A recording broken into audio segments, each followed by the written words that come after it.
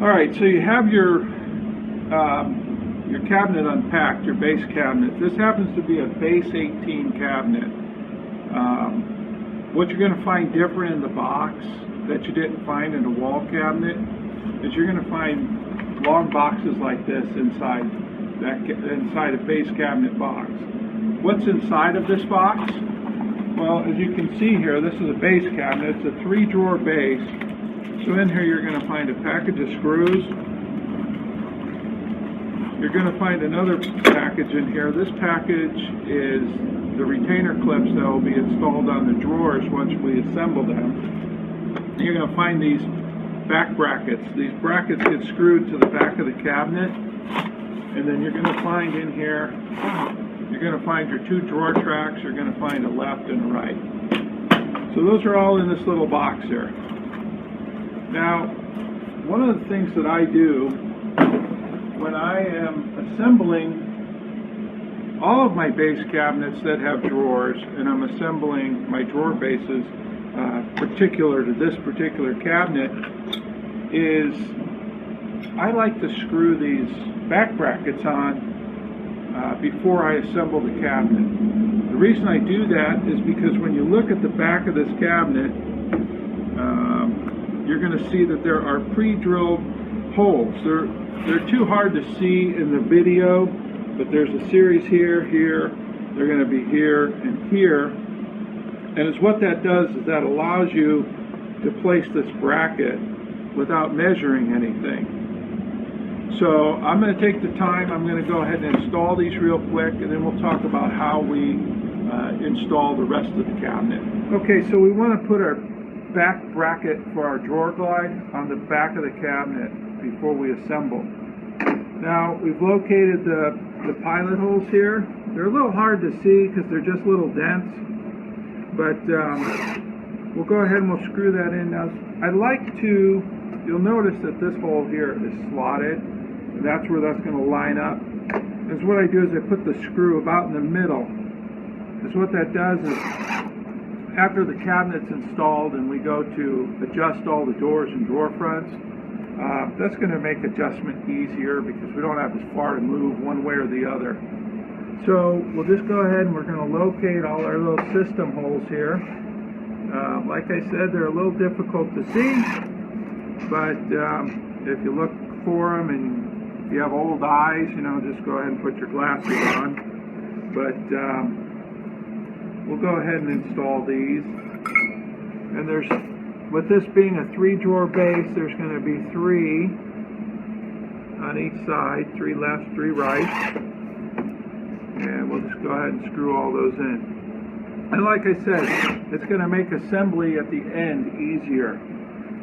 It's a step that I think most people want to do last. They want to build a box, and they want to build a drawer, and then they want to put hardware together.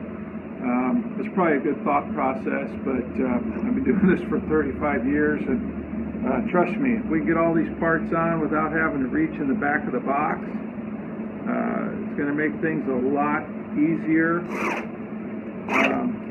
You'll be sending me thank you notes for the tip, as opposed to, I hate you, why didn't you tell me to do that earlier? Alright, so we put our brackets on the back of our base cabinet, on the back of our drawer base, and now we're going to assemble the base cabinet. Many of the steps are just the same as when you did the wall cabinets, but I'm going to run through them again, and that way you'll have just a little more information. But just like before, is what we're going to do is we're going to take our glue and we're going to glue all these dado joints. We're going to go ahead and on the base cabinet, we have 3 dado joints in the face frame, unlike the wall cabinet where we had 4. And we will go ahead and glue the back of the cabinet, the 2 sides we have laid out here. And again, I like to lay out all my parts and do the gluing in one step. The open time is about 15 minutes on this glue, so you'll have plenty of time to assemble the cabinet. before the glue sets up. And again, we have our assembly cleat. It is plastic, but plastic is stronger than wood. It will not split. When you, let me set this down, I'll get the other side so you can see the process again. But it will not split when you run your staple through it. So we're going to go ahead and we'll set this up in our face frame. And I like to run 3 cleats in these, one in each drawer space. And so we will set those up.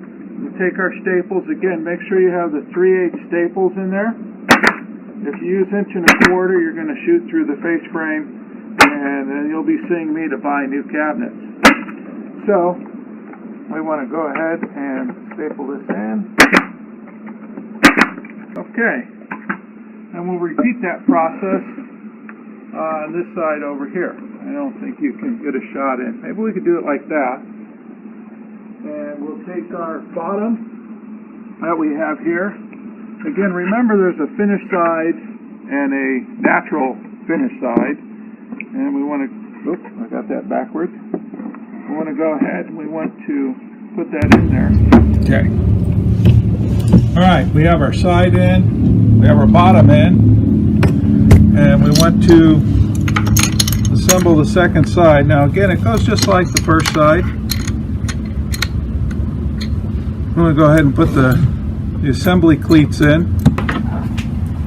Now, one other spot that you're going to want to put a staple,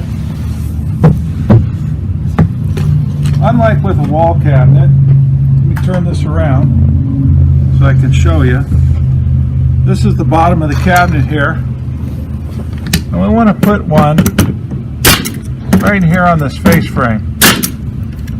Now, with a narrow cabinet like this 18, it's not that important, but it will be more important when you get a wider cabinet, let's say a 24 or a 30, 36 inch wide cabinets, because you don't want this bottom rail to be loose. So make sure you put a assembly cleat in there. And once we get this all put together, we're going to stick one in here too, but I'll show you how that's done here in a minute. So we've got our cabinet put together, got our bottom glued, we've got all our dados glued, and you see all these brackets are on. So now when we put this back in, once this back goes in, we're not going to have to reach in the cabinet to install them. So again, put those brackets in before you put the back of the cabinet on. It'll make your assembly easier. So we'll go ahead and we're just going to staple this side together. And I'm pulling in on this. I'm holding it from the backer to the side just to pull it in as tight so the staple gun has less work to do. Then we're going to go ahead and we're going to do this side. I'll come around here and show you. Want to make sure we're flushed up at the top. Everything needs to be nice and flush. That'll be important when installation and countertops show up.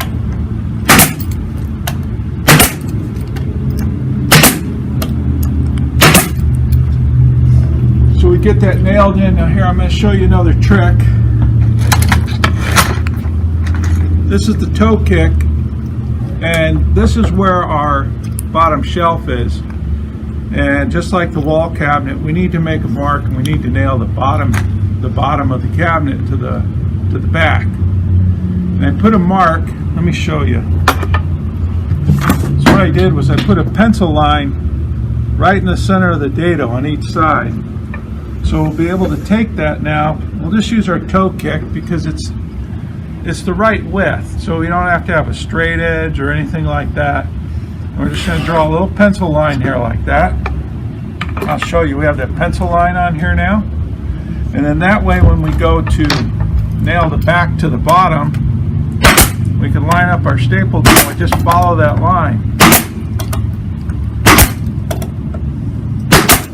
And look at that. Nothing comes through. It's all nice and clean. It's good, clean work. Alrighty. So here you go. You have it finished. Oh, I'm sorry, it's not finished. We still have a toe kick to put on here. So let's take this, let's put it down on the floor where it's going to be easier to work with. And we're going to take our toe kick now that we've used as our straight edge. Just want to run a little bit of glue on each side.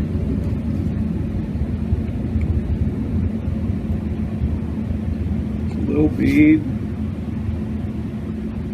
Yeah, we'll do that like that. Close up your glue and stick it in. When you stick the toe kick in, put it this way. That way, if any of the glue rubs against the side of the cabinet, it's going to be on the inside where you won't see it later once the cabinet's done installed. So we're going to move this here. We're going to flush that up. We're going to use our 1 1/4" staples again. And go through like that. Push down. Make sure we're flush. You know, it's also important too when you're doing this kind of work, before you pull the trigger on your staple gun, move your fingers. If you ever had a staple in your finger, you know it doesn't feel good. And I've been down that road enough times to know that I don't want to go down that road.